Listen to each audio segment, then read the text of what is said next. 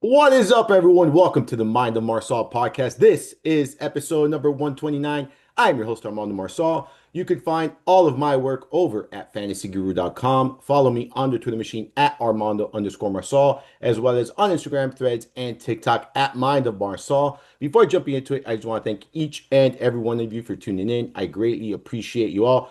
Remember, folks, if you're enjoying the content, enjoying the podcast, enjoying the show, please make sure you follow, rate, like, review wherever it is you're consuming the podcast. Also, this podcast can now be found on YouTube at the Mind of Marsal channel there. It is Friday, November 7th, and I got a special guest with me here today. You can find all of his work on fantasyguru.com as well. He is the host of the NFL Core 4 live stream every Friday night there. One of the sharpest analysts I know, an all-around awesome individual. I'm lucky to call him both a co-worker, a friend. He is the one and only Tyler Buecher. How's it going, my brother? What's going on, Armando? Still licking my wounds from that Denver Las Vegas game on Thursday Night Football. What a snoozer, man. It felt like a preseason game. Nobody was getting anything going. A lot of punts, a lot of missed tackles, a lot of gross stuff there. So I'm hoping this that's not a harbinger for what's to come here in terms of what we're expecting for this week 10 Sunday slate, which in my eyes looks like a pretty good one. Yeah, it looks like a fun slate. I couldn't agree with you more, man. It was a snoozer last night. I was, I was hanging out with a buddy of mine, and he had the over on that game. And when the Raiders started scoring, I'm like, well, this might be in your favor, But it did not work out in his favor, unfortunately. So that it was really a bad game. I think when you look at Denver, right? They've played two styles of football, like either really good football or really bad football this season. They're one of those teams that when you look at their roster, I think they have a lot of good pieces, but they just don't play to their potential each and every week, man. And that's really what for me, like I've been asked, who do I think could make it from the AFC? And they're a team that I think if they played more consistent football, we could be considering here as a serious contender, but they just don't play consistent football, man. And I would like to see more consistency out of Denver, man. But like you mentioned, it was a sloppy game. I hope this weekend is nothing like we saw on Thursday night. Otherwise, it's going to be a snooze fest here across the NFL. I am more optimistic that we are going to get some much better play. I think there's going to be some really good game environments. And we're going to talk about all of that here today, Tyler. And for those of you for tuning in for the first time, what we do on the show is we go position by position. We give our plays, we look at the matchups we're trying to exploit. Then at the end of the show, we give some survivor pool picks, some bets that we're looking at for the weekend. And that's this show. That's every Friday. That's what we do here. We're going to be tackling the DFS main slate. This is a 10 game slate this weekend. You gave some quick thoughts on Thursday night.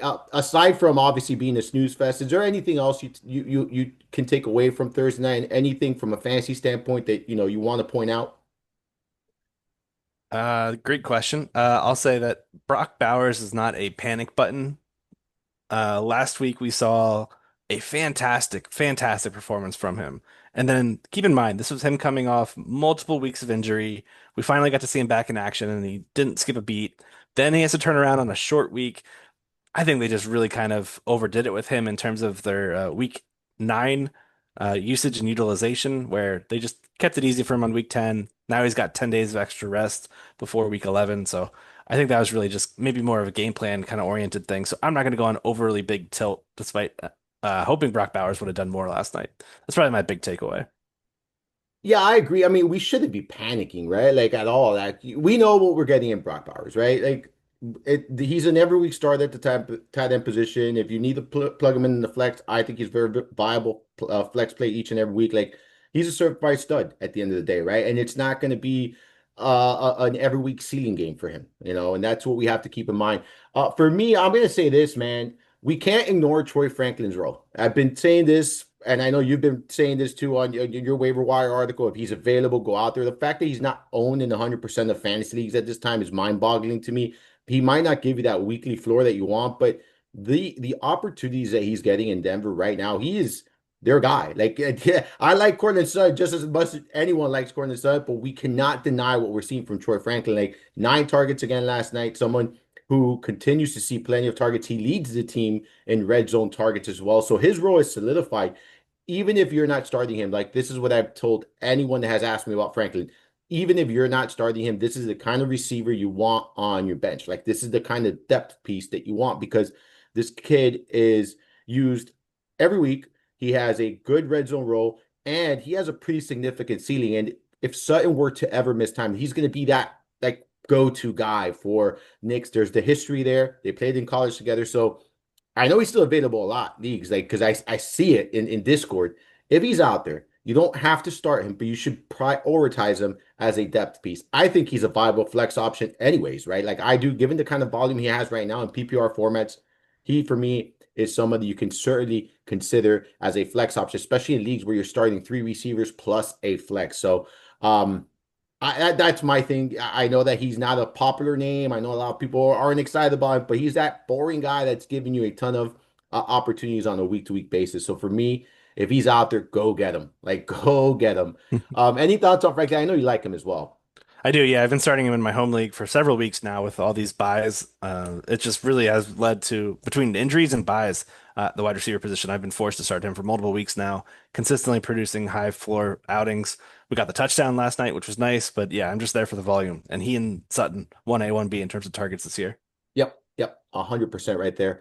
All right, let's jump into on Sunday's main slate here, and we go position by position, Tyler. Before jumping into the full slate here, what are your overall thoughts on the slate? I always, talk to Chris about this, like our thoughts, and I would like to hear your thoughts on this because I feel like this is a fun one. I feel like there's certain spots I really definitely want to pick on. But I do think ownership is going to be spread across. I don't think that this is a super chalky week where there's a ton of chalk everywhere. Um, but what are your thoughts on this week's slate? It's a really interesting slate. So 5 of 10 games, it's a 10 game slate. We've got 5 of 10 games with game totals north of 48.5 points. So that tells us Vegas is expecting a lot of points scored here this week. We've got 7 early games, 3 in the afternoon window, 3 games in the early window with totals over 48 and a half. 2 of 3 in the late window are 49 plus. So if you see yourself building a lineup that's 98% of your lineup is early guys, maybe make that final selection also in the early window and change your lineup in terms of the contest that you're entering. There's nothing wrong with pivoting from like a single entry contest where the top prize is 10K and maybe, I don't know, 500 people to going to an early only window and the contest maybe 5K as the top prize. You're cutting it in half, but you're only facing 250 people. You're cutting that in half as well. I think there's nothing wrong with taking home 5K. Like winning is winning. Um, so I think that's something to keep in mind this week. I think it's also important to keep in mind that a lot of heavy hitters that we typically go to are not on this available slate. Patrick Mahomes, Jalen Hurts, 2 quarterbacks are not on the slate. Some heavy hitters at running back, Saquon Barkley, Jonathan Taylor, Bijan Robinson, not on the slate. CeeDee Lamb, Jamar Chase, Drake London, Rashi Rice, AJ Brown, all these guys off the slate. So the pay up plays in week 10, they're rather thin. So I anticipate ownership kind of gravitating towards those few and select players. So keep that in mind based on the size of the contest and size of the tournament that you're entering and how you want to go about that in terms of whether eating into that chalk or pivoting elsewhere. Yeah, I agree 100%. I was looking at the slate, I've been looking at the slate the entire week, and the first thing that stood out to me is like I've been gravitating towards paying up at the running back position for most of the season, and this is not one of those weeks I feel like I want to pay all the way up at the running back position. On the contrary, I think when you look at the overall slate, you look at some of these receivers, some of these game environments they're going to be in, some of the matchups that we haven't had, and there's I think a handful of guys at the top at the receiver position this week that have potential ceiling opportunities here. So for me, like that's kind of how I'm tackling this week. I'm paying up at the receiver position. Last week I paid up at tight end, at running back. This week I'm kind of doing the opposite, where I feel like I do think some of these high end receivers are priorities for me. And I think the one position that you really have to figure out and get right is the quarterback position. Because I do think that, yes, there's some heavy hitters off this slate, but man, there are also some guys that have some massive ceilings in the slate. And if any of them go off for a ceiling game here and you don't have them, you could be chasing these teams, and you might not even have a chance here because I do expect some of these guys to be popular, given, like you mentioned, still a lot of great names not on the slate. So a lot of people are going to be flocking to the kind of the same guys. You have the Josh Allens, the Lamar Jacksons of the world, and stuff like that. So we'll talk about that just in a minute. But yeah, that's my thought here. I think going balanced elsewhere, like I don't think you need to go with a stars and scrub approach. I think there's plenty of value at tight end. I think there are some value receivers we could discuss here as well. But I do think prioritizing the receiver position and paying up for some of these receivers this week is probably the way to go here, Tyler. That's kind of how I'm tackling this slate tonight or this weekend there. All right, let's go to the quarterback position. And all the way at the top, you got Josh Allen. Then you got Lamar Jackson, Matthew Stafford, Drake May. and Baker Mayfield, and then Caleb Williams. These are 6K and above. In this range, Tyler, are you looking at any of these guys? Are you looking at multiple of these quarterbacks? Where are you looking at here at quarterback? Yeah, Lamar Jackson certainly appeals to me. Coming off a four passing touchdown outing, now he gets to play against the blitz heavy Vikings. This dude just dominates against the blitz, specifically zone blitzes. The Vikings are very well known for their blitz tendencies and their ability to play a lot of two high coverage. They're not privy to playing a lot of man coverage, which man blitzes are what Lamar has historically had issues with. Very few defenses run that because it's super risky in terms of like putting your guys in one-on-one positions. The Vikings simply just don't have the cornerbacks to be able to do that. Like they run cover zero at like a 5% clip, not very heavily. So I expect Lamar to have a pretty good outing here against a defense that he can just dink and dunk against, take his sporadic shots with Zay Flowers when he chooses to, and then run with Derrick Henry. I mean, this is a team, Minnesota, in terms of them just having a very low rate of loaded boxes. They are 32nd in the league in terms of their light box rate. So that means we're going to see numbers for the run game for Lamar Jackson when he chooses to run and for Derrick Henry when he chooses to run. And we've seen numerous games where it's kind of been iffy for Derrick Henry. We'll talk about him later, but this seems like the kind of spot where we can see a balanced approach by Baltimore, where they can just kind of attack this Vikings defense no matter how they prefer. So I think this is a good spot for Lamar to put up one of those ceiling outings, and depending what version of McCarthy we get, we could get some push, some back and forth here, which is what is needed whenever you're paying up for one of these elite quarterbacks in my eyes.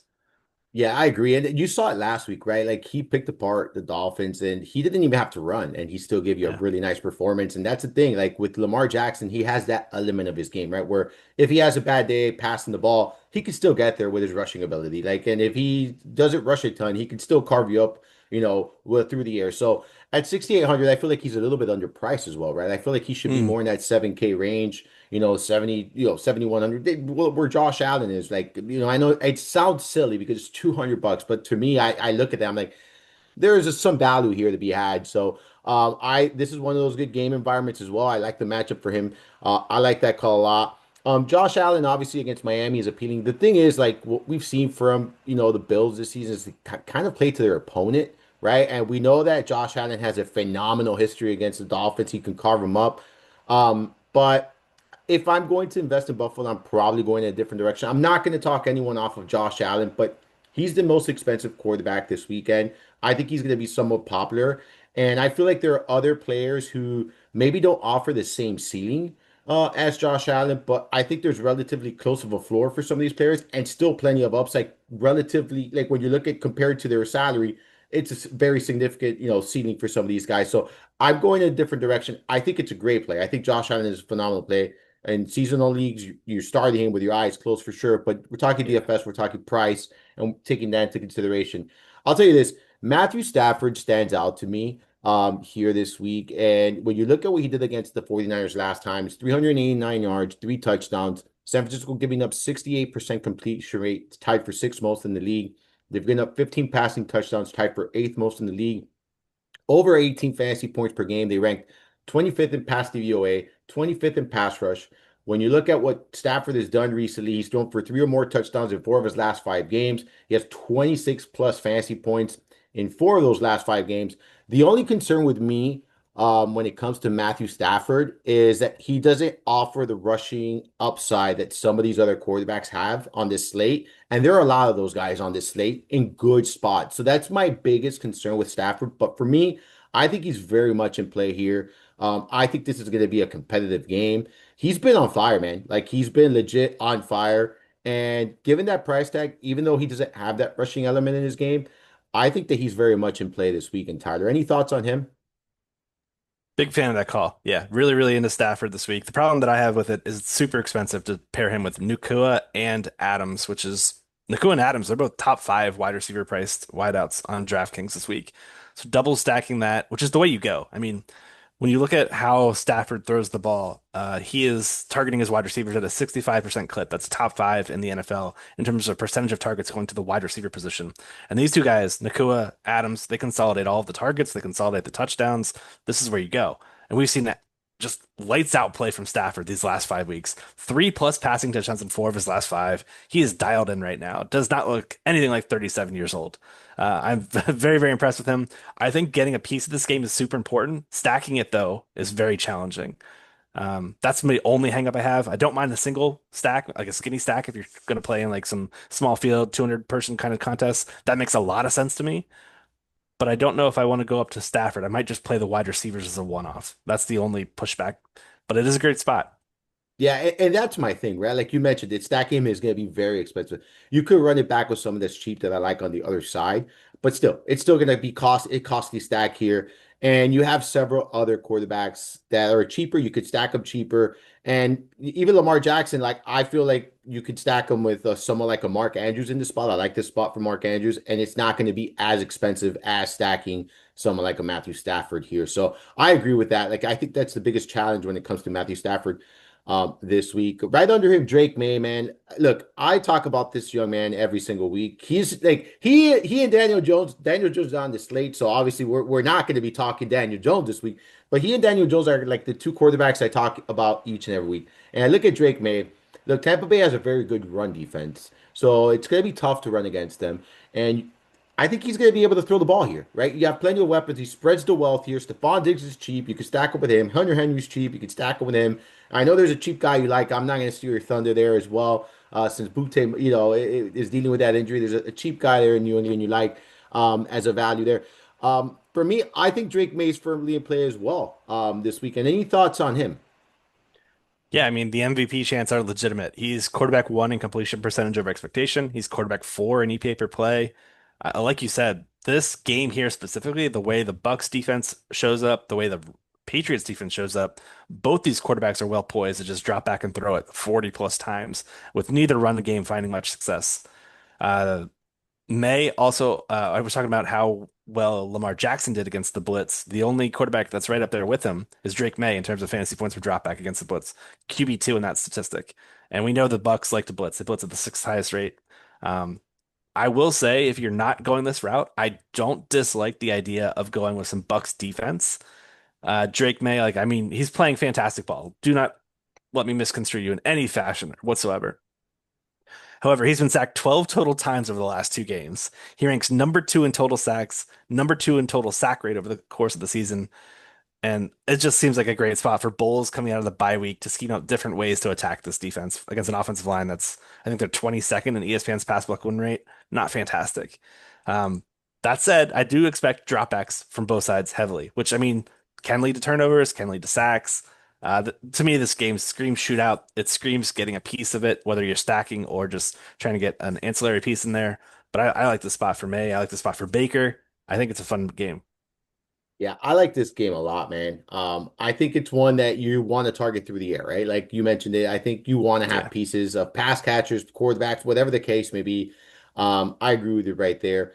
Anyone else here in the 6K and above, like Caleb Williams 6K, you mentioned Baker Mayfield. Are these guys in your player pool this week, or are these not really players you're all that interested in? I just can't get to Caleb, man. He is just when plays are outside of structure, I just cannot get there. He is taking the longest time to throw among all quarterbacks. And some of it's with him improvising, doing like weird stuff behind the line. It's not a bad schematic matchup. We got a good Giants defense here in terms of one to attack. They're not a good defense. Let me rephrase that. They are not a good defense. They are very man heavy. They play a lot of single high coverage. They are beat up to the nth degree at the cornerback position. They could be without all three of their starting corners. We'll have to get final injury reports today on Friday. Also, a starting safety, Javon Holland, also banged up. So if we get like a skeleton crew of defensive backs, I'll probably be bullishly targeting Rome Odunze, but I'd rather go that route over Caleb Williams, who, I mean, unless he's rushing for like one or two scores, which I mean, he's certainly capable of doing so. And this game is going to have some weather impacts. I just can't get there with Caleb. Yeah, neither can I. And I see he's good. He's trending towards being popular as well, right? So like that's an for me an incentive to fade him this week. And then I just look at the price. You look at 6K and I'm like for 500 more I get Matthew Stafford, for 400 more I get Drake May, for 800 more I get Lamar Jackson. If he was 5,500 again, different conversation we're having here. So, but he's not that. So I agree with you. I for me it's the four guys we talked about, and then there's just one more guy, and the guy I'm gonna probably be like all in on this week. He's in the same game. That's Jackson Dart. You look at this Bears team; they're giving up a 71% completion rate, which is tied for the third most. Giving up 20 passing touchdowns, second most in the NFL, tied with that. Giving up over 21 fantasy points per game to the quarterback position. They rank 19th in pass DVOA. You look at what Dart has done. I mean, 18 DK points in six straight games, giving you a ton of rushing upside with a rushing touchdown in five of his last six games, giving 50 plus rushing yards in four of his last six games, and multiple touchdown passes in three of the last five. So he's a dynamic quarterback in a stellar matchup. And you look at the price, this is more like it, 5,700. Yes, I'm all in on Jackson Dart this weekend, man. He's probably going to be the quarterback I play. I absolutely love the spot for him, and he's easy to stack as well. So, any thoughts on Dart?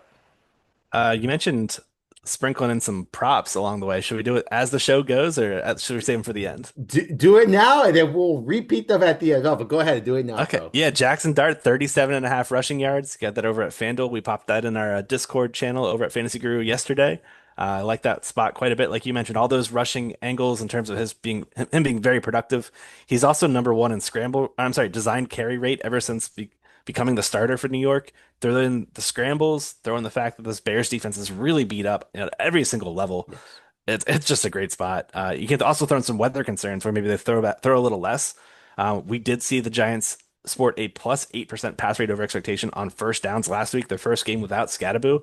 So I think we're going to see frequent dropbacks from Dart, and that doesn't always equate to passing. It will equate to some scrambles here and there.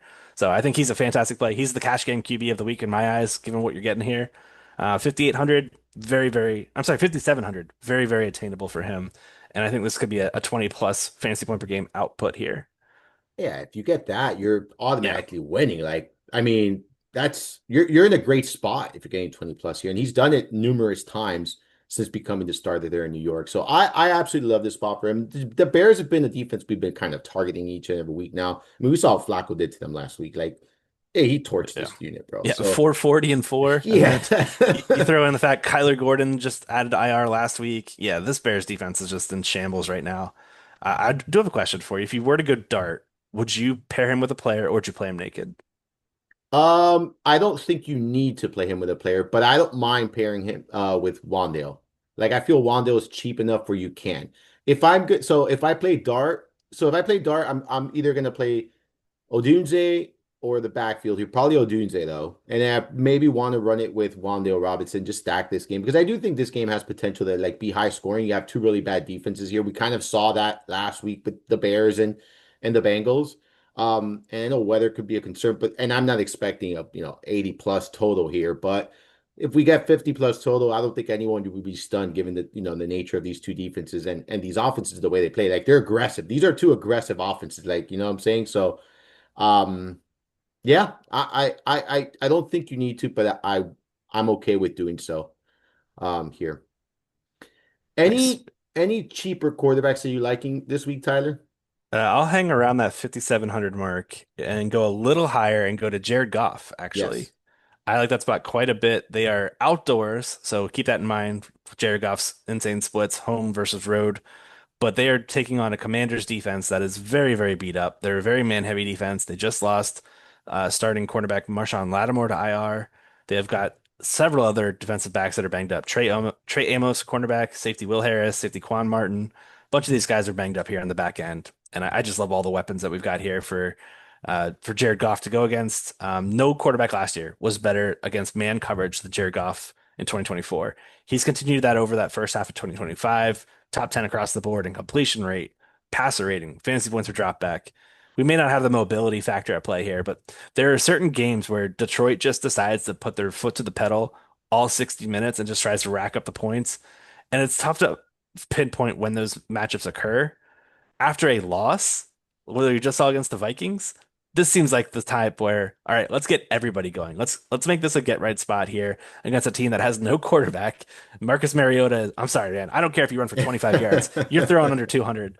This is a spot where I think the Lions just put their foot on the gas pedal and just rack up the points. So I like going with multiple players here. You can go Amon-Ra St. Brown, you can go Sam Laporta, you can go Jameson, you can mix and match. You can go like a three entry max, play it off multiple different ways if you'd like, or just go a single skinny stack with Amon-Ra as the main priority play here. But yeah, I like the Lions quite a bit here. So is Goff your, so I know you mentioned Darnold is the certified cash game play for us this week, but is Goff your kind of pivot play in tournaments like in these single entry GPPs, three max GPPs? Yeah, I think you mentioned the same quarterbacks that I have. I've got a very short list so far, and it's Goff, Dart, Lamar, and Stafford. Yeah, I'm probably looking at those four. Probably going to whittle off Stafford at some point, just out of necessity. But yeah, I like those. I got a really tight player pool at quarterback this week. Yeah, for me, I think it's gonna be Lamar and Dart. That's kind of where I end up. I like all these other quarterbacks we talked about, but I think like when I'm based on several builds I've done already, I think I'm gonna run two lineups this week, something I normally don't do, and I think I'm gonna have one of them in each of the lineups. I really do like that Baltimore stack. And I'm gonna ask you a question when we get to the running back position to get your thoughts. I think you kind of alluded to that already, but I do want to pick your brain on that. Um, I will. I've been asked about Jacoby Brissett because of how he's played and how cheap he is. I respect Seattle's defense enough to say I don't really have too much interest in Jacoby Brissett myself.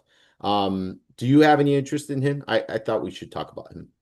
Yeah, so looking at their injury report right now, they are a little banged up still. Seattle's defense just really hasn't been at 100% all season long. Yet they still looked fantastic. Like this is a group that's just well coached. They are another one of those elite shut down the run type of plays where we saw last week Brissett was able to get some big plays going against a Dallas Cowboys defense that is Swiss cheese. You can throw against them with relative ease. Um, they will not be able to run the ball in this matchup. I expect Arizona's run game to get stuffed, have a lot of issues here, and they're going to rely on the arm of Brissett. Brissett does take a lot of sacks, and this pass rush has been getting after it as of late. So I think we're going to see some bumps in the road if you do go Brissett. I do like the game environment more on the Seattle side, to be honest. But yeah, I just can't get there with Brissett. But 4,600 is kind of interesting. I'm just not going to go there personally. Neither am I. I'm 100% in lockstep with you. And I think they like now, like you look at this Arizona team against this Seattle defense, and I think you said it, like they're one dimensional. Like they're one dimensional. And the offense, like the defense coordinator knows that. Like there's going to be a lot of pressure here in Jacoby Brissett. Like I think he's going to have a lot of disguised blitz where they don't know where they're coming from. Um, yeah, I think it's going to be a rough day in the office for this Arizona offense, if we're being honest. I think Seattle's a very good defense in DFS this week. There. Any other quarterbacks, Tyler? Because I'm like you, man. I actually have a very small player pool at just about every position here. I will talk about players I like, but players I'm actually going to be heavily invested in. It's going to be a very tight window there for me. Any other quarterbacks you want to talk about? I don't want to talk about it, but I'm looking at Justin Fields, Uh, 5,200. If you want to get real gross with it, I do like targeting mobile quarterbacks against man-heavy defenses, and the Browns are one of those man-heavy squads. They've got a great pass rush that can flush them out of the pocket. Everyone's counting the Jets out. Why not this week? I've been. That's the end of the argument. You're I can't not really make wrong. anything. You're not wrong. You're not wrong. You're not wrong. But this is one of those things where it's like the Jets have cost me a lot of money this season. All right, so I don't know if I want to go there. But yes, you're right. I do agree with you. Like you can't ignore the fact that Justin Fields has that rushing ability. I mean, the week 8, I know it was the Bengals, 20.9 fantasy points. Like he's giving you 20 plus fantasy points 4 times this season. Like you can't dismiss that at 5,200. You're 100% right. Running back position, Tyler, we got all the way up Christian McCaffrey at 9K. Then the very next guy is Jameer Gibbs at 8K. The only two running backs at 8K or above. Do you find yourself paying up for either of these two running backs this weekend? So CMC seems like a fantastic play.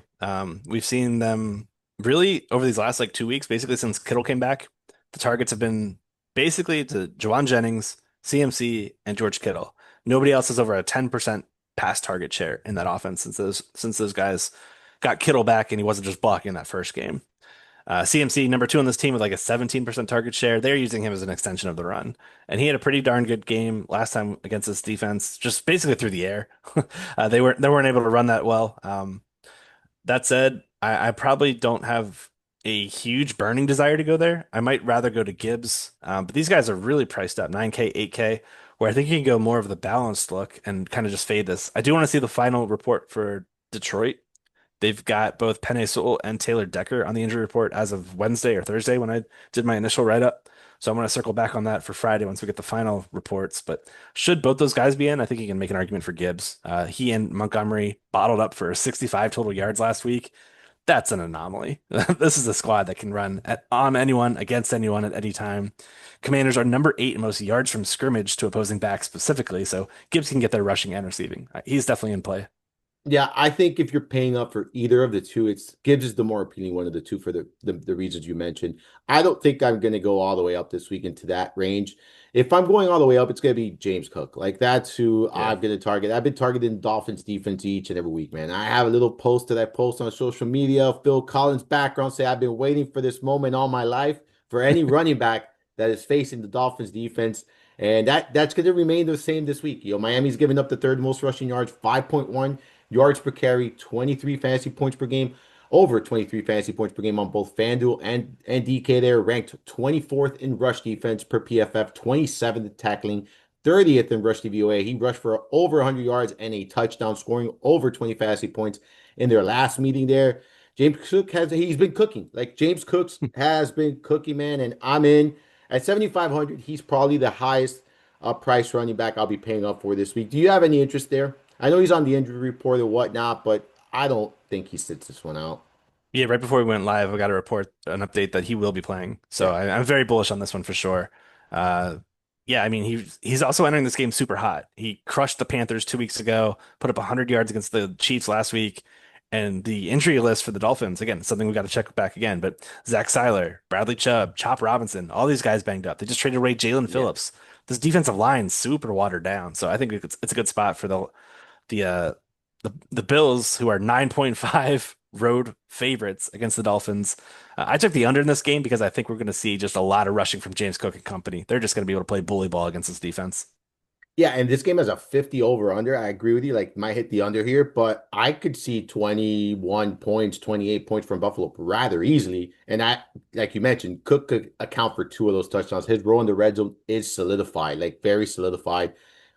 So he's probably no, he's not probably. He is my favorite payout option at the running back position this week for me. Like, so if I am paying up, it's gonna definitely be with James Cook there. Outside of James Cook, you have Devon Achane at 7,400. I'll be honest with you, like Achane has been a floor play, and I'm totally fine, with a weekly floor. But I rather pay up the extra 100 for James Cook because I think there's an easier path to a seeding game for Cook than there is to Achane. And Achane's price is a little too much for me this week. I'm out, but I understand anyone that does it. But do you have any interest in Achane? Yeah, I think you have to. I mean, the workload's been there. The Bills' run defense has been abysmal. They are just t terrible. The 30th in yards per carry allowed to opposing backs, 25th in rushing yards per game, 31st in rushing touchdowns. So you talk about Cook getting there. What if we see Achane get there twice? One on the ground, one through the air. 7 catches last time they faced this defense, 9 targets. This is a very too high coverage scheme that likes to sit back in zone. That's ideal for when we want to target pass catching back. So on paper, this looks like a great spot for him. And if I want to see the ownership, let me see what we got here for Achane at this moment. I'm looking at 30%. So I think a lot of people are going to go this direction. So I have him at 30%. I have him as the second highest owned running back. Well, I have Yep. James Cook. I actually have James Cook lower owned than H, and that's surprising to me. But you mentioned this, so like the passing aspect, like the receiving aspect of H, and it gives them that like ceiling combination there. I think a contrarian way is probably roster both of these, but it's just going to be very hard to pay up at I mean, not defense, at the receiver position. Um, Yeah. that would be I guess the biggest obstacle. All right, so six between that 6K and 7K range, we got Derrick Henry, Kyron Williams, Judkins, Rashad White, Rico Dotto, Jordan Mason, DeAndre Swift, and Brees Hall. My question to you was going to be Derrick Henry. I like him a lot. You mentioned the Vikings. This is a team that you can run against. Opposing teams don't stick to the run against them on a consistent basis, but when they do, there's a lot of production here. I think this is a game where Derrick Henry can have a lot of production against the Vikings. Um, Is there a path where you see Lamar, Derrick Henry, and one of his pass catchers go off? Like, is this a stack that you'd be willing to do, or would you pick one or the other? I'd probably go one or the other. I think you really want to do that in games where you envision the other team struggling greatly. And I don't think the Ravens defense is quite there yet where they're going to be a shutdown unit against the Minnesota team who they're coming off a decent win last week against the Lions. Wasn't a fantastic performance from McCarthy whatsoever. Missed a lot of throws, including like a wide open touchdown on the very first throw of the game. Um, but he's still like in his third game, so like there's still like a learning curve there. It's a good spot for Justin Jefferson specifically. I don't think we'll get there with three players here from Baltimore. I could be wrong, but that's just not a path that I would probably choose. I'd probably choose one or the other. And that's what I was thinking of doing. Like I was thinking to my Jackson Dart lineup, have Derrick Henry in there, and then my Lamar Jackson lineup not have it Derrick Henry in there. Like that's kind of how I'm approaching the slate. But I did want to pick your brain on that there. Any running backs in this range that stand out to you as strong or must plays or really intriguing options? Yeah, Rico Dowdle was the first guy I put in my lineup this week. Just fantastic matchup at home against the Saints defense that is just waving the white flag. They are just done for this year. Uh, yeah, Dowdle has been absolutely on fire. He's healthy as well. We got that report today as well that he's back to practicing in full. So that's a good sign for his status for this upcoming matchup here. But yeah, he's basically thrown Chuba Hubbard in a locker. So it's Dowdle's backfield. Dowdle's been dominating, and I think this is a good spot for them at home to just rack up a lot of volume through him. So he's definitely a key player in my player pool this week. Yeah, I love that call. He's the one that I have like he's projected the highest owned running back for me on my end. Yeah. Um Understandably so. Like I know the price 6,300 might seem a lot, but it's really not when you look at his production, when you look at his usage. Like you mentioned it, like Hubbard is the backup here. There's no ifs, ands, or buts. This is no longer a committee. We saw it firsthand last week. They said they were going to do it. They did it. I'm a believer. Like I was skeptical going into last week's game. I'll be 100%, but guess what? They made a believer out of me really quickly. Dalo's just running really good, man. He's playing good football, even going back to last year where, he ran really well in Dallas. So, someone that obviously plays with a chip on the shoulder. So I like him a lot here this week at 6,300. Another player in this range that I'm interested in here is DeAndre Swift. He missed last week's game. We saw Monongai go off, but Swift is back in action this week, going against the Giants defense is giving up the second most rushing yards, a league high 5.9 yards per carry, 11 total touchdowns, over 24 fantasy points per game on both sides, 20th in rush defense per PFF, 22nd in rush DVOA. Before the injury, before he's been battling this injury, by the way, for several weeks. He missed last week's game, but before that, he was playing good football. The usage is there. I'm not too concerned that Monongai is going to take away too many carries here this week. Maybe I'm seeing it differently. I think if they play Swift, it's the intention of playing Swift. He's going to be their guy that will have Monongai involved as well. But I'm still expecting upwards of 16, 17 opportunities for Swift overall here. At his price tag, 6,100, very appealing option for me in this game that I like quite a bit here. Any thoughts on him? It's tough. The matchup is fantastic, and there's no doubt about it. It's more just a question of what kind of work split do we get. Right before we went live, I saw a quote from ESPN reporter Courtney Cronin, quote unquote, I believe in a guy having the hot hand. One guy, if he's feeling it and giving us a spark, we might lean on that a little bit longer. That's from head coach Ben Johnson. So there's a good chance we could see maybe a full drive of Monongai just dominating, coming off a huge outing, 26 carries, 176 rushing yards. Swift, I mean, this groin injury he's been dealing with, it's been like, I think since week 5, since their bye, that he's been dealing with it. They came out of that with week 6 an injury. So this is a multi-week groin injury. I'm a bit surprised that he only took 1 week off. I thought we might see 2 weeks, but he's back to practicing in full. It really just throws a wrench in it because if we were looking at a singular back, I was hoping it would be Monangai, where I just started my lineups this week with Dowdle and Monangai and then moved on from there. Um, Now I think there's some interesting risk reward play here in terms of ownership and trying to capitalize on that upside because this Giants defense is one you want to attack on the ground because they are Swiss cheese. They are not giving up much resistance at all. Yeah, they're not. They're not. The good thing is, like, I have both of these running backs projected below 10% this weekend. But Yeah. I guess what you're saying is it is correct. Like guessing it right, right? Like getting it right here, I think is going to be very important because one of them can definitely go off. And if the weather's going to be an issue, we could see them lean on the run game a little bit more here.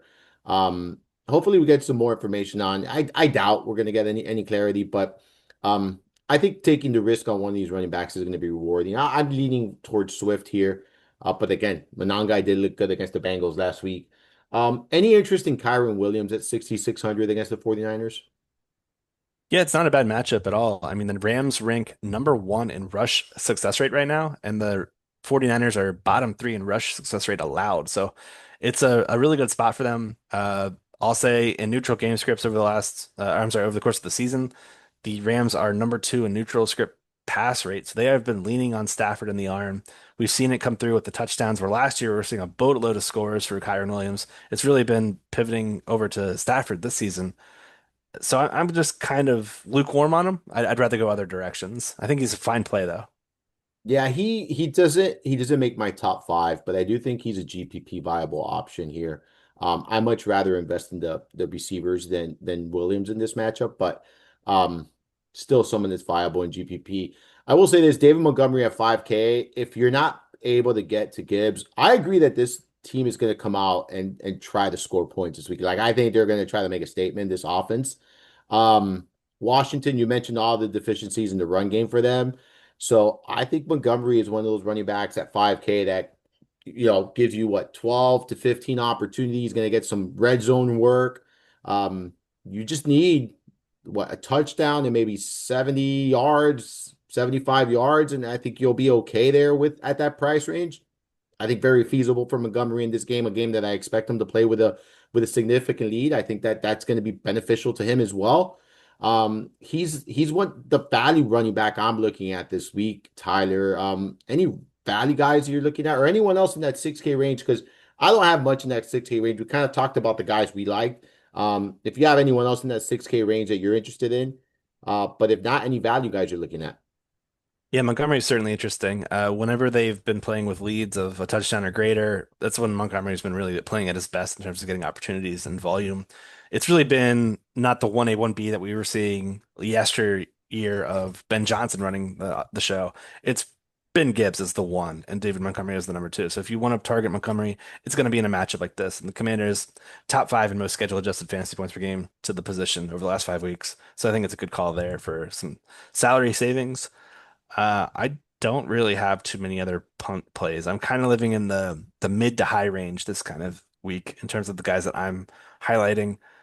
Nobody really down here. I keep scrolling down. And I'm like nothing, nothing, nothing. There is nothing, man. Like absolutely, I always look in that range, and it's like, no, even so, like I was looking, and I was looking at even if Stevenson is unable to play, I don't like the matchup for Henderson. Like I don't. I respect the Bucks run defense. You look at Seattle's situation, and that's a shit show. Um, Houston, no. Washington, no. Like you start looking at some of these. You mentioned Arizona's backfield. Fuck no. Like that's a hell no. Yeah. There's and then I like ETN's usage, but the problem is that that's a tough matchup too. So it's just there's just not great matchups and then not great options here. The one guy I will say, and I don't think I'm gonna get there, but if you really want to get cute, you want get creative, um, Tyron Tracy Jr. is interesting because he struggled last week. They gave him the starting opportunity. He didn't do good. They ended up, giving Devin Singletary more opportunities. That is definitely a concern here. This would be a GPP only.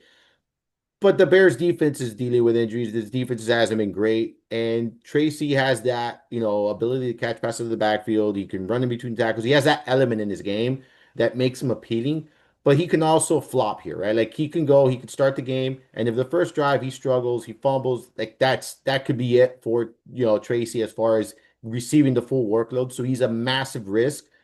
But again, if you're running 20, 25 lineups, 20 plus lineups, and I feel like he's a GPP potential winner because of the upside he brings to the table. And this is a very good matchup as well. So, and I also think he's going to be super leveraged because I do expect Dart will be probably top three, top four in ownership when it's all said and done this weekend. So I would view him as a very strong leverage play here. But again, I'm not getting, I don't do enough lineups to get to him. This is one of those mentions where if you're doing a shitload of lineups, someone you can consider here. Any thoughts on him? I'd feel better about it in like a redraft start sit format. I'll be Yeah, honest. Yeah, yeah. we're both single entry, three max tops, so like we're not. I'm not going that direction. Any other running backs that you want to talk about here? We kind of glossed over Quinshon Judkins. Do you have any interest in him against the Jets? I think with both these teams coming out of bye, I'm curious if like either one of these teams leans on the run heavily. I he no, yes, you can make okay, you could talk me into him, but he's one of those players that I think you look back at the end of the week if he has a big week and you say, man, like yeah, you know what, we could have seen that coming. Um, Quinn and Williams now to the picture. Their big run stuffer up the yeah, middle. so I'm saying like you could see it. I just he's not popping for me. I don't know. He's just not. I rather go in different directions. Like I rather play Dotto for less. I rather play Henry for more. He's kind of stuck in that area where there are just a couple other guys I feel a little bit better about this week than him. But if he finishes with over 100 yards and a touchdown here, a pair of touchdowns, if he scores 20 plus DK points like we've seen him do a couple times this season, would I be absolutely stunned? No. So long as he doesn't have a ceiling game, though, I think you're okay. Like, I think you're okay because I do think that there's several guys in this 6 to 7K range that have 20 plus point upside. And I think the ownership is going to be spread here across for some of these guys. I might consider it as a contrarian play on the early only slate where I think everyone's going to go to other backs. He might be like, I don't know, eighth, ninth, 10th most popular back. Correct. In that kind of situation, I might go that way. And then if he has a ceiling game, you have a massive edge against the field. Like Yep. massive edge against the field. Those are the kind of plays that can win you tournaments. Absolutely 100%. The volume's going to be there. Yeah. They're I actually favorites. and I think they're going to yeah, they think they're going to win this game. Like, the Jets are in tank mode, you know? Yeah. Um so yeah, I like that call. I like that call. I don't know if I'm going to get to it, but I like that call. Yep. Um That's it for me, RB wise though. Yeah, let's dive into the receivers. This is your specialty, so I know you write the article, so I'm not going to take the first go at the receivers. I'm going to let you go at the first go. We've talked about though paying up at the position. Do you agree that this is a pay up week for the position? Yeah, and there's no shortage of great guys here at the top. You can go one or even two in your lineup. JSN, Amon-Ra St. Brown. Let me pull up the tabs so I'm looking at all the guys. Puka Nakua. Yeah, I like a lot of these guys up here. Even you can throw like Buka or Nico in that conversation too, a little further down there. But yeah, there's some great guys here in terms of the ability to put up big points and plus matchups, plus schematic advantages, and just overall target volume. So I think you can go any of these directions. I really wouldn't put any kind of pushback here in terms of like you figuring out one that you want to lean on. I'm personally putting a lot of eggs in the Amon-Ra St. Brown basket personally because this dude is like third man beater. He gets so much work. I think he has a 45% first read against man coverage this year, which is AJ Brown-esque, where it felt like last year every other target against man coverage was a target to AJ Brown. We're seeing the same thing with Amon-Ra St. Brown. So I think he's a great play here. He's probably the guy that I'm going to lean on, but I would also say Nakua is probably that 1B that I also really like. I mean, ever since this team lost Fred Warner, they've been so bad against the middle. Their slot corner, Upton Stout, a terrible guy. I think he's one of PFF's bottom 10 graded cornerbacks. You can throw in the fact that they've got multiple linebackers that are also on the injury report, Bethune and Winters. There could be like just pure backups across the middle of this defense. And this defense over the last 5 weeks, number one in most fantasy points per game, allowed to slot receivers. Nakua, about 40 or so percent slot rate. I think we're going to see one of those classic 10 catch games from Nakua. And that's exactly what he had last time he faced the 49ers. Now they're even more weak on defense. Yeah, I love both of those calls. I have them written here on my list. Like Amon-Ra St. Brown, you mentioned it. Like the matchup against Washington is great. They're giving up the second most receiving yards to opposing receivers, 68% catch rate, fourth most receiving touchdowns, tied for fourth most. 31st in coverage against the receiver position, 26 in DVOA against wide receiver ones. I mean, he is going to, eat here. I'm expecting a massive game from Amon-Ra St. Brown. Um, he's just been so good. And the football is going to go to him when they pass. Like you mentioned, the first read, like the floor is significant. The ceiling is insane. The matchup is great. Like they're expected to score a ton of points. If you don't play Jared Goff, this is the way they get exposure to this passing game, in my opinion. St. Brown has just been a model of consistency this season. Nakua, the same thing. I share those same sentiments as you. Jackson Smith and Jigba. Even look, even Justin Jefferson, like I'll tell you this, man, I don't feel like a lot of people are going to be there, and I think this is going to be a fun game environment. Justin Jefferson continues to see the volume. He hasn't given you many ceiling games, and I know the Ravens are getting a little bit healthier, but they're not quite there yet. So I look at Justin Jefferson as another option. You mentioned Igbuka, dude. Like we talked about, how good of a run defense the Bucks are. Patriots are fucking elite against the run. Like they're elite against the run. And then you have Rashad White running the football. Bro, they're gonna have to pass the ball. Like they ain't running against New England. So I think Ibuka is very much in play. There's obviously without Godwin again, there's no Mike Evans. There's still injuries there in the receiving group and in pass catchers there in Tampa Bay. So I think this is a good week for Ibuka as well. And then Nico Collins has just absolutely torched the Jaguars. They have had no answer for him. All right, last four games, 104 yards and the touchdown, seven receptions, 12 receptions, 151 yards and the touchdown, eight receptions, 119 yards, no touchdowns, eight receptions, 104 yards and a touchdown. This guy is absolutely eating their lunch each and every time they play, dude. I know that they don't have CJ Stroud. I know it's not as ideal with Davis Mills under center, but guess what? It's Nico Collins. I think he's an elite receiver. He has their number, man. And if they just throw him the football, he'll get the job done for you here this week, Tyler. So I agree with those calls. Um, I would say this: if you're trying to play the ownership game, I'm with you. For me, Amon-Ra St. Brown is the priority play at the receiver position for me this week. I start my lineup with him and James Cook. That's what I've been doing. Him and James Cook and kind of work my way around that. Um, I do think if you're trying to play the ownership angle, I'm seeing Nakua come in at far lower ownership than St. Brown. I will say that.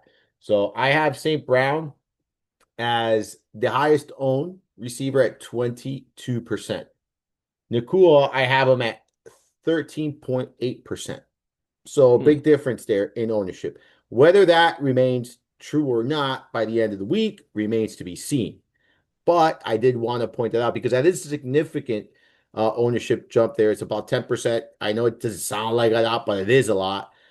Because there's obviously a range where these could be, higher or lower. Like if you get Nakua at the 10% mark versus 25% for St. Brown, I like taking that angle. But I will say this, St. Brown for me is such an elite play this week, like such an elite play. Um, and you mentioned Smith and Jigba, right? Like Yep. I feel like no matter what, he's in play because he's just an elite receiver and he's playing lights out this season. Um, Anything else here in these top end receivers? Anything you want to add or anything I said? Any of the receivers I mentioned?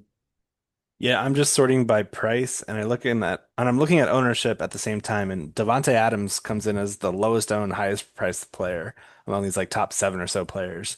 We didn't really talk about him. We mentioned everybody else around him. I think everybody else is going to do the same exact thing. So keep that in mind if you're looking for an angle in this Rams Niners game with everyone going to Nakua, probably doubling, tripling his ownership. Adams could be that 5 to 7% guy where maybe if he hits the paint twice, three times like he did against Jacksonville, I mean, that could be very, very good for your fantasy lineups at 5 to 7%. I think if you can't like so for instance, like I actually think if you want exposure and I think the great play is going St. Brown and Adams. Instead of Nakua, like go Adams. Like you look at Devontae Adams, he leads the NFL in red zone targets. You look at Matthew Stafford, he leads the NFL in red zone pass attempts. Like there's there's correlation, ladies and gentlemen. Like it doesn't get more correlated than that. So I'm not saying Nakua doesn't have a role, but it's clearly who they go to in the red zone. It is Devontae Adams, and we talked about this before the season started, like where that would be his bread and butter, right? Because of the way the routes he runs, the kind of receiver he is, like those fade routes, Devontae Adams are very difficult to defend, no matter what corner you are. So for me, I look at this as a check, check, check, check. Yeah, ownership, like yes. So I like the idea of taking that angle, right? Where you go with the super high owned St. Brown and then you go with Devontae Adams, who I agree with you. I'm gonna see him we're gonna see him at sub 10% ownership this weekend without question. And coming off a two touchdown game, he could give you multiple touchdowns any given week, man. And this is one of those great game environments that we've talked about here throughout podcast. So looking below that 7K range, if we look through the 6 and 7K range, you mentioned Odunze. He's exactly at that 6 K range. How much do you like him this week, and is he a priority for you? Yeah, he was one of my favorite plays of the week. He's coming off that zero catch outing after a three target game where Caleb Williams and Joe Flacco had that massive duel. For him to have zero catches, I think it just screams like a bounce back spot in terms of like any kind of narrative based stuff. But then you can also look at the matchup as well. Man coverage, Adunze has been very poor against zone, which is exactly what the Bengals ran. Now he goes to one of the more man heavy defenses against the Giants. 32% targets per outrun, 34% first read rate, 2.7 yards per outrun. Great spot here. And I mentioned all the injuries that the Giants have on the back end, multiple cornerbacks, multiple safeties. I think it's a great rebound spot for him at home against a defense that's really struggling on the back end. We just need him and Caleb to connect, which is always a question mark, but that's why he's priced where he is, 6K. I think it's a great price. I mean, I think it's a great price and the one you want to take advantage of. You look at the defense, you mentioned a lot of things. The Giants giving up the fourth most receiving yards to the position, 30 plus fantasy points per game across all sites, 18th in DVOA against wide receiver ones. Coming off a poor performance, I like the bounce back spot here for Odunze, man. Like he's been so consistent for most of the season. We've seen some big games out of him. I'm a believer in the talent. Um, he's their number one wide receiver. I mean, he checks off pretty much every box for me here. Any interest in Waddle, man? Like we know the Dolphins are going to be chasing points. We know the Bills tend to give production to the wide receiver one position. Um, any interest there at his price tag? Yeah, they're going to be throwing. They're 9.5 point home underdogs. Weather doesn't look to be much of a factor, but when we look at the games post Tyreek Hill, he's cleared 80 plus yards in 4 of 5. He's averaging 2.9 yards per out run over that span. And what I've really liked about how they've utilized him, it's less of the just run vertical stuff. He's doing a lot more in-breaking routes. And that's exactly how you beat a too high coverage scheme like what Buffalo runs. We've also got some injuries in the back end for Buffalo. Christian Benford, Teron Johnson, multiple safeties, DeMar Hamlin and Taylor Rapp both on IR. I don't dislike the spot. I just don't know if I'm going to get there at his price point because you got to make some sacrifices at RB, which I'm not really willing to make, or you got to forego one of your elite wide routes to find a way to jam him in. So he might be on the guy that's just on the outside of my final builds, but I might look back on the week saying, darn it, I should have done it. Yeah. I feel the same way. Like, I don't think I'm going to get to him, but I do think that everything lines up for a potential big game from him, right? Because, like you mentioned, they're going to be chasing points. You mentioned the injuries in the secondary team that does kind of funnel to the middle of the field. I like it. I'm just not going to get there. Honestly, there's no one like I'm not on Olave. I'm not on Wilson. I don't know if you're on any of these guys. Is there anyone else in this 6 to 7K range? I know we already talked about Nico Collins when we were talking about the high end. He's 6,700. And Ibuka is exactly 7K. We talked about both of them, but this is not an area outside of a Dude, not an area I'm overly excited about. What say you? Yeah, kind of in that same length. I will say maybe we are overlooking the idea of Olave. We saw a pretty decent performance from Tyler Shuck against one of the most challenging defenses in the league against the Rams last week. So maybe we get the opportunity for him to just see double-digit targets this week with Rashid Shaheed out of the picture. It's purely a ownership play. I think he's under 5% owned this week. But I don't dislike it. I'm just not in love with it. So maybe this is so every week I do a 5% ownership call for our guys over at Fantasy Guru. Olave is in the short running of guys. I've got some notes down here that I'm jotting down as we go through the week. He's in the short list right now, but not really into who was it, Garrett Wilson. I'm out on that one. Yeah, I'm out. I'm out on that too. I'm a big Wilson guy. I'm just out this week. Let's look at sub 6K guys. And I think there's a couple players we can make a case for here. I talked about Stephon Diggs earlier. I think if you're playing Drake May, I think he's a great, pairing up option. Even if you're not playing Drake May, I think he's firmly in play. Not someone I'm prioritizing. Wan'Dale Robinson to me, I think he's someone that really stands out. When you asked me before, if I would pair up dart with anyone. Wan'Dale Robinson stood out to me. Look, 10 plus targets in 2 of his last 3 games. Chicago giving up the ninth most receiving yards to opposing wide receivers, second most receiving touchdowns to the position, over 33 fantasy points per game on both FanDuel and DK, 27th in coverage. Like they're checking off a lot of boxes here. We talked about the injuries here. in Chicago to their defense. That's going to help Wando Robinson. If we're talking about weather being a concern, we know that he likes to run a lot of underneath routes. That's going to be helpful for Wando Robinson. So he's that floor guy that has that random ceiling game every now and then. And this could be that week where he has that random ceiling game every now and then. So look at his price tag, what is it? It's 5,300. I think it's very affordable. Like you get a stack for 11K. That's less than 6K per player. I'm in. I'm in. So I think he's very appealing here in this range. And then from there, be honest with you, man. My next guy is below 5K. Like the one I'm really, really honing in on this week is below the 5K range. But any thoughts here in this 5 to 6K range?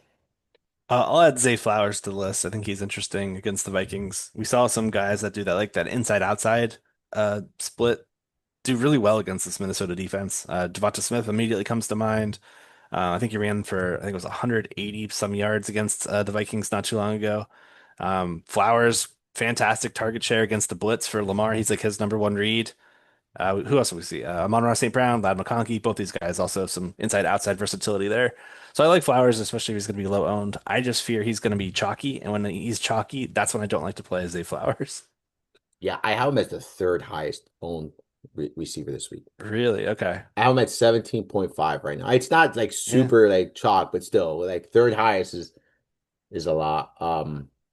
Yeah, why are we I getting such a big discount? Like, I mean, it's not like a Monday night game. Baltimore played on Thursday night last week.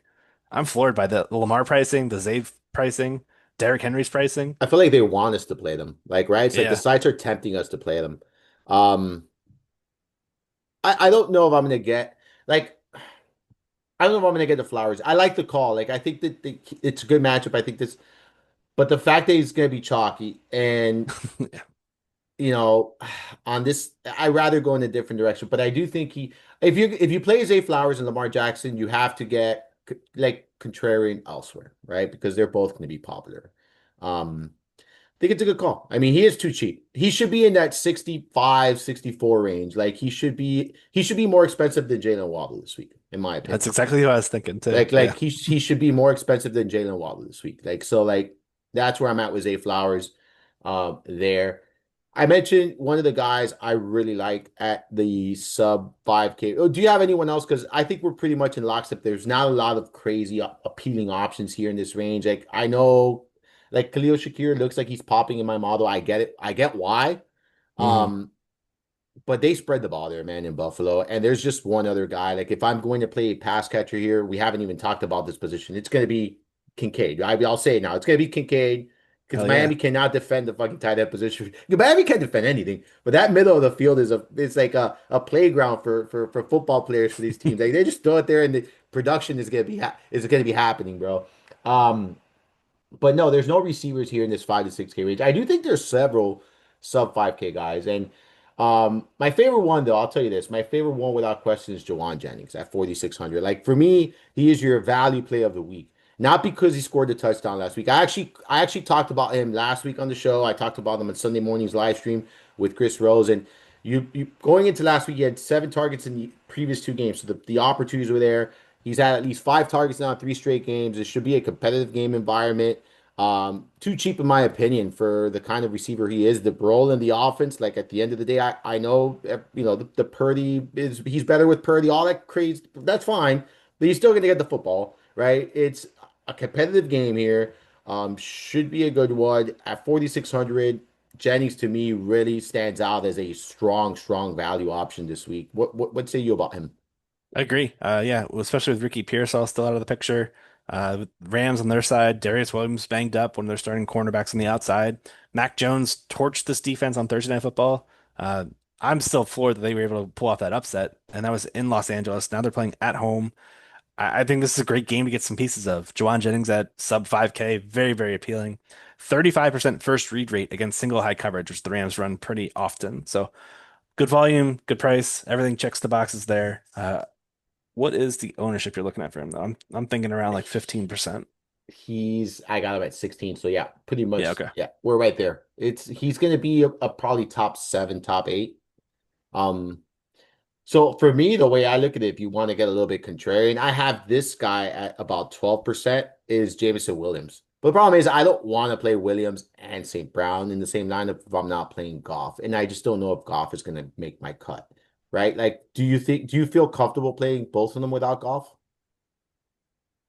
No, I think I'd rather play Goff because I think the way JMO gets there and Amonra, in terms of them both hitting their ceiling, Goff's definitely along for the ride. We're Goff looking at has like a 4 touchdown performance. precisely what I was thinking. 4 touchdown minimum. Like that's what you need from Goff. So but I do think Jamison Williams, if you want a one-off and you're not playing St. Brown, like I do feel like he's really interested in GPP play this week. Like 4,900 for that ceiling is for me, it's always appealing. Like I know what I'm investing in though. Like that's what you have to know, right? Like you have to know what you're investing in with JMO. It's you're investing in a very shaky floor, dude.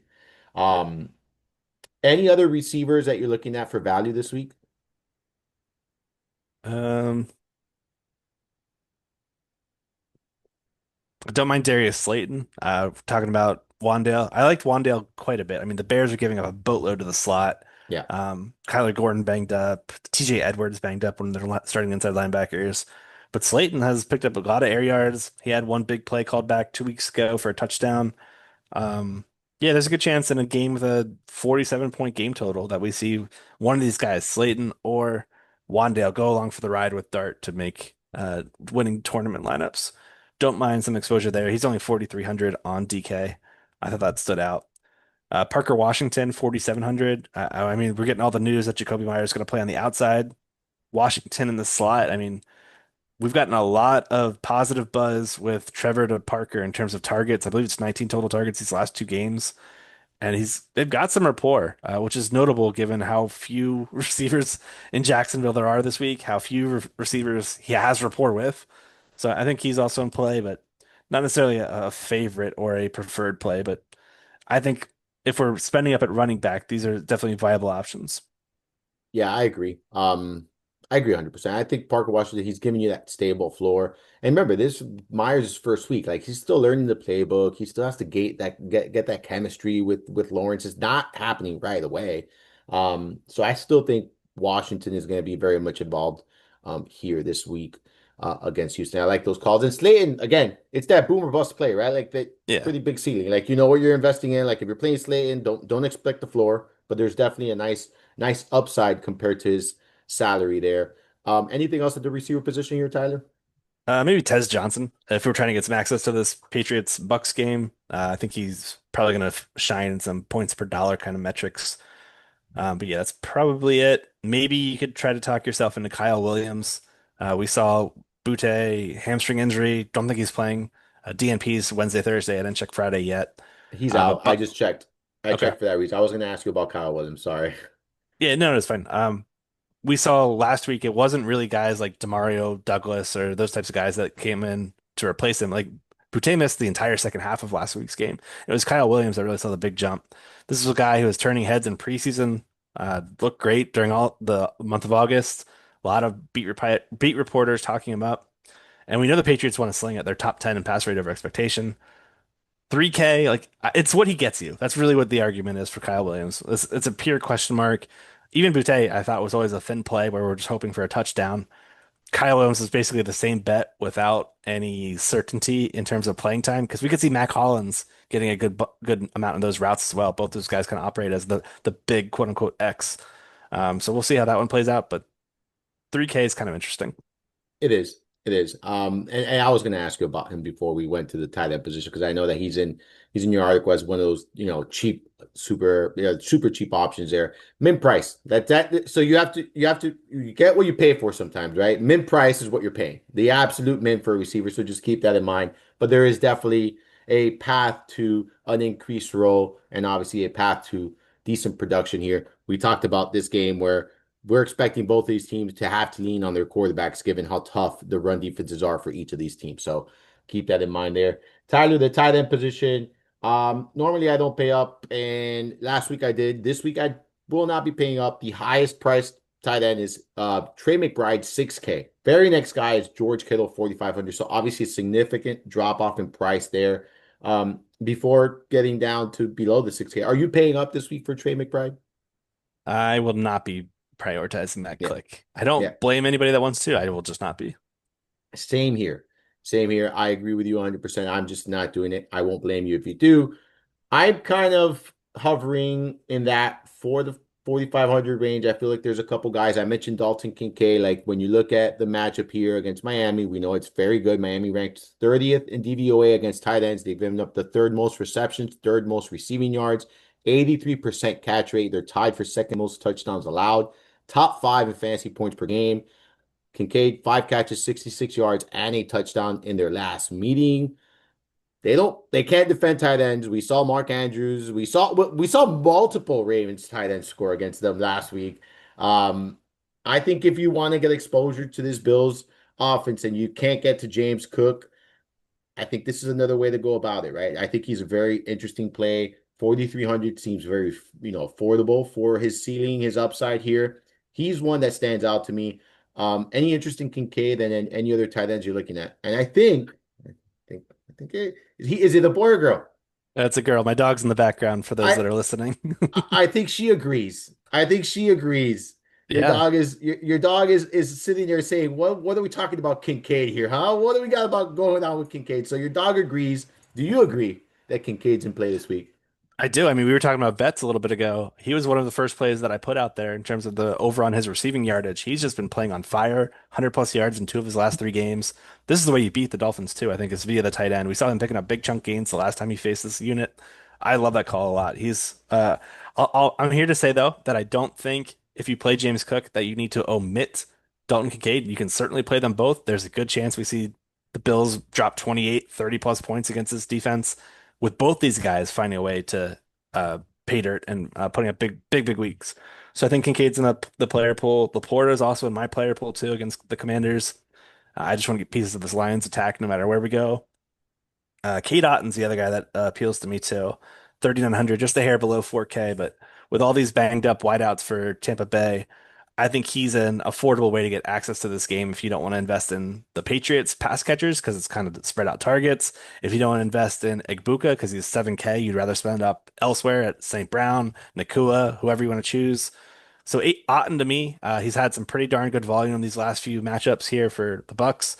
High floor, and if he just gets in the end zone, that's really all we're hoping for at 3,900. Yeah, I think that's a good call right there. I like Otten as well if you're looking to save some salary at 3,900. You mentioned Laporta earlier. Look, I think he's in play as well. Again, one of many pass catchers there in Detroit that we can target as well. For me, another player that stands out, you mentioned Olave. For me, I'll tell you this, man. I'm kind of digging Juwan Johnson. Yeah, look, Carolina, they're really bad here against the tight end position, one of the worst defenses in football against the tight end position. So I do think that this is a good spot for Jawan Johnson. Someone that I think is interesting here, especially if you want to run it back, you're playing Rico Dotto and you want to run it back. I'm good with that right there.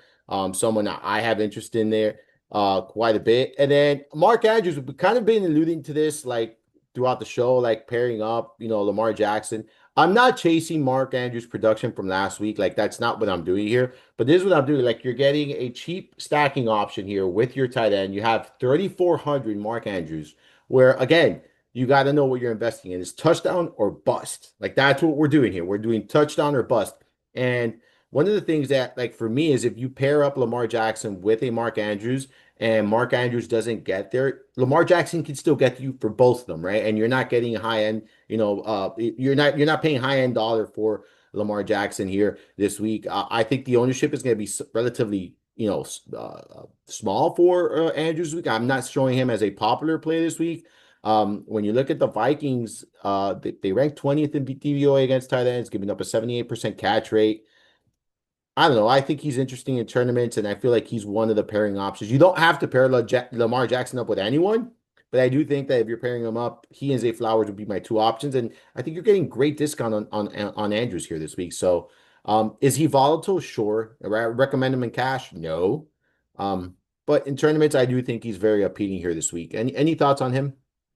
Yeah, I feel like a lot of people in redraft are kind of panicking on Mark Andrews. He is drawing the exact same targets per game, 4.06 last year, 4.13 targets per game now in 2025. We're looking at 0.07 difference, with the real only difference being touchdowns. And those have largely been because Lamar Jackson hasn't played for half the season. Now he's back, first game back, two touchdowns right away to Mark Andrews. I think it's a great call, especially with your Lamar plays in terms of stacking in for the correlation there. Um, it just don't get tilted if we get a Charlie Kolar touchdown because you never know who Lamar's going to throw to in the end zone. But Andrews is as good a bet as any of them. 3,400. Yeah, I'm in. I think so, man. I think it's a good play. And like you mentioned, like you shouldn't be panicking in season long or redraft formats. Like you know what you invested in. Like from the beginning of the season, you were not investing in a high volume guy. Like you were investing in a touchdown dependent one who you expect to score a lot of touchdowns in this offense.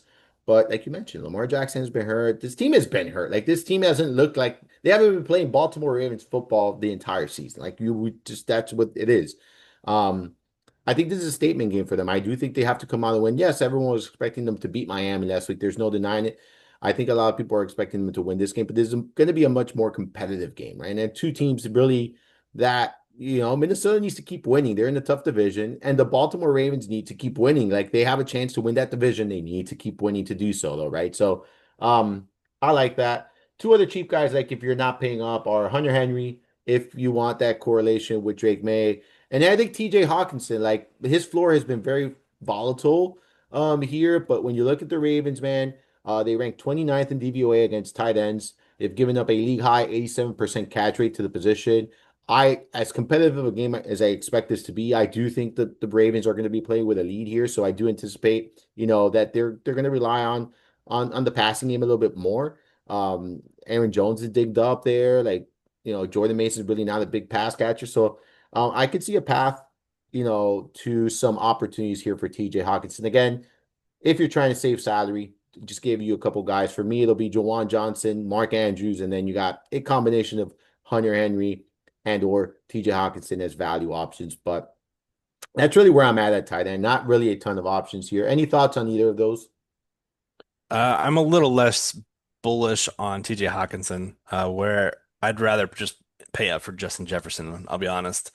Um, I just really haven't had good vibes with him all season long, and I don't think that's going to change. I'll add one cheap play to the list of guys in your player pool, and it's Dalton Schultz, a guy that I'm amazed I'm saying out loud right now. But it's because we've got Davis Mills out here. Mills coming off a 30 attempt outing as he filled in for CJ Stroud last week. And Schultz got a lot of volume there. Put up a pretty darn good performance. I'm kind of into this one as a weird low owned play against a defense that's number two in schedule adjusted fantasy points per game allowed to the tight end position. Jaguars are just not doing well defending tight ends. So if you're not going the Nico route, maybe you get some access to this matchup here. Six catches, 77 yards last week. There you go. I don't mind that call. I think it's a good call there. All right, defense, Tyler. You know the drill with me. All right, I go all the way down and I kind of start scrolling up and stop at some point. And I'll tell you this, man. It's this week I stopped pretty early. It's below 2,800. Okay. And it's Jacksonville at Houston. Yep. We've been talking about Jacksonville. You got Davis Mills under center, man. Like that's where I made my first stop. You can talk me into the Patriots at Tampa Bay simply because I feel like the Bucs are one dimensional. And the Patriots have been pretty solid defensively. So, but I'd rather just take Jacksonville over New England. I think the matchup is better for them. But that's where I'm at. Defense, I don't see myself pivoting too much from here. Any strong takes on defense this week? Yeah, the Jaguars in my dummy lineup right now as well. So I'm kind of on the same page as you. I do like the Buccaneers. I mentioned the propensity for sacks for Drake May. I think they're a good play at 2,700, not too expensive there. Saints, you could always talk me into playing against Bryce Young. I don't care who the defense is, but I'm probably not going to go that path. Buffalo is the other one. I mean, we've just seen the baton passed back and forth between Tua and Geno, who's going to throw the most interceptions this year. Gino now got a little jump start on him this week with an early pick on Thursday night, which Tua did last Thursday night. He had a jump start on Gino. So we'll see that baton going back and forth. I like paying up for the Bills here against the Dolphins defense that I'm sorry, Dolphins passing attack that yeah, there's a lot of warts there. Yeah, I think that's it's a slam dunk and it's a great correlation play with James Cook. Like, hmm I agree with you, man. Yeah, Tua's in for a couple of interceptions. They're gonna force him to pass, which means there's gonna bad things are gonna happen offensively there for Miami when Tua's forced to pass a shitload there. So I agree with you. If you're paying up, they make the most sense. But I'm hovering there in that. Another one I did want to point out, like if you have the extra 300 and you want to do it, the Browns at New York, I think that's a very good one too. Um, I don't know how popular they're gonna be. Let me It's see. probably top five, but Yeah, I don't dislike it at all. I'm playing it in my redraft home leagues. the second highest on my board here. The Giants being the highest this week is mind-boggling to me, but also I kind of understand it. Like with Caleb Williams, like where he takes a shit of the sacks, like and he tends to make some mistakes. They're expected to be popular. I was not expecting that.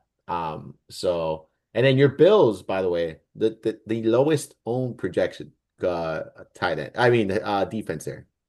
Wow. I mean, every dollar counts on this slate. But Yeah. again, we mentioned it at the beginning. There's a lot of heavy hitters that are not on this slate where maybe you find the $1,000 to pay up for a good defense. That would be a way to get Contreras right there. Tyler, any final thoughts on this slate or anything else on defense before we move on? No, I think we covered it pretty well. Kind of got a good clear direction of where we're both headed this week. I feel pretty good about the slate. Yeah, same here, man. I think it's gonna be a fun one. All right, let's survivor picks here. I think the chalk this week is gonna be the Bills for those who haven't used the Bills. I think that's gonna be a very popular one. Um, I'll tell you this, man. Like, I think the Lions are another good one if you haven't used the Lions. How do you feel about using chalk like at this point? Like I feel like we're week 10, like I'm just trying to continue to survive. Like I'm not trying to get cute, dude, if we're being honest, man. What are your stance on these two games? And then is there one game that you probably think, okay, if most people haven't used this team, let's use this team? I'm going to be honest with the listeners, guys. It's been years since I've made it to week 10 in the Survivor League. This is just not my format. I'm the guy that gets out week one almost every single season. So maybe take my advice with a grain of salt here. I like Seattle at home against Arizona. Seattle draws a Jacoby Brissett squad that's coming off Monday Night Football with less time to prepare. The run game was a disaster. They're going to force them to become one-dimensional. They are, I think, touchdown favorites. I think it's 6.5 right now. So I like Seattle. I'll throw them into the mix as well. I agree. The Bills and the Lions I view as the two chalk picks of the week, right? I Yeah, like biggest spreads. Seattle. I like Seattle with not being chalk. I like them. And then if you really look, if you've been surviving and you want to take a crazy risk, I this would be the week to do it. Panthers at home against the Saints. Like that.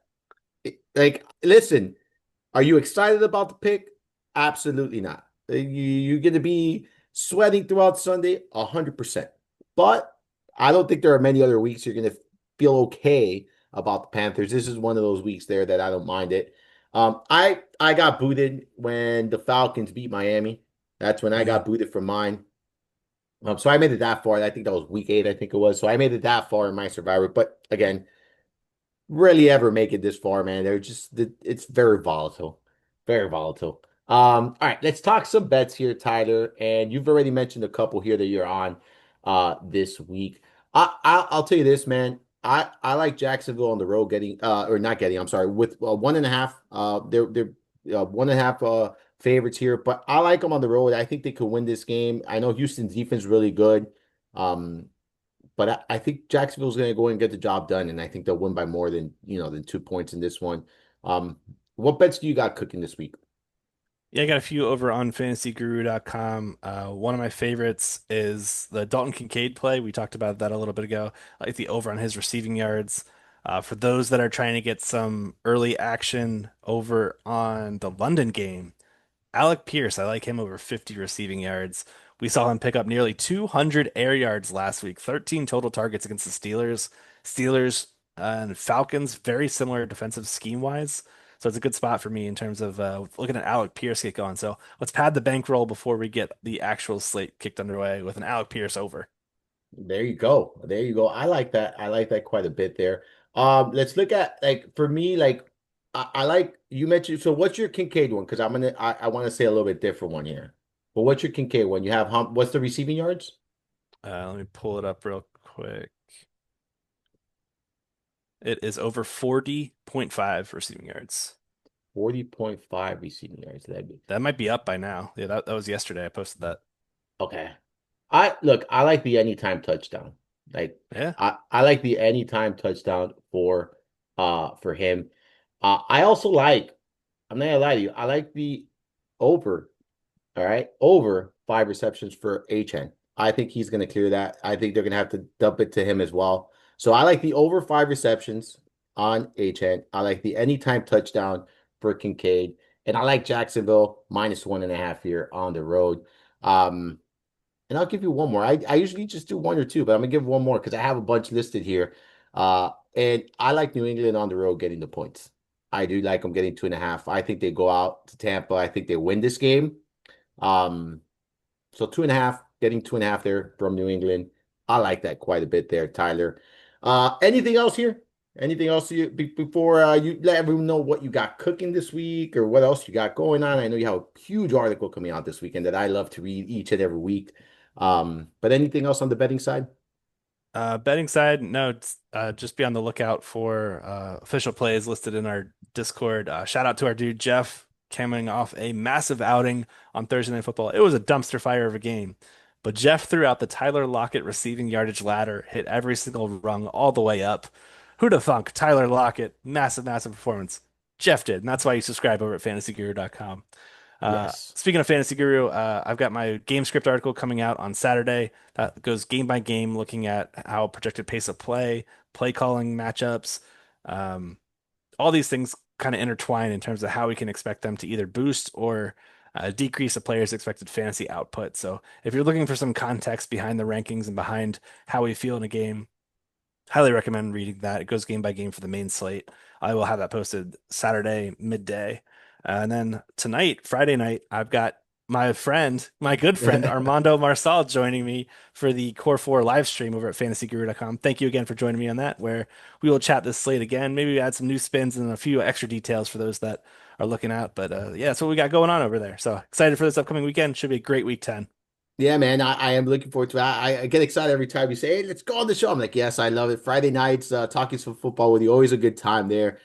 Make sure you're checking that show out each and every week, every Friday, 7 p.m. Eastern, there at fantasyguru.com. Strongly recommend the game script article as well. Tyler does a phenomenal job going game by game, breaking down all the edges here for every single game. It's a must read for me every weekend, and part of my process. So make sure you're doing it too. Great article there found at fantasyguru.com, along with all the other great work that he does there for the site. So make sure you're checking out his work. It's really good stuff. He spends a lot of hours gathering all this data and putting it all together. So take advantage of that, ladies and gentlemen. You can find all of my work as well over at fantasyguru.com. You can follow me on the Twitter machine as well at Armando_Marsal, as well as Instagram, Threads, and TikTok at Mind of Marsal. Remember, if you're enjoying the show, enjoying the podcast, join the content. Make sure you follow, rating, reviewing, liking the podcast. Tyler, I appreciate your time, man. I told you this. Really happy that you made some time to talk football with me today. I know you're a busy man, so very, very grateful for you hopping on the pod today, man. Always enjoy this time talking football with you. For the great Tyler Buecher, I am Armando Marsal. Hopefully you enjoyed this journey through the mind of Marsal. Until next time.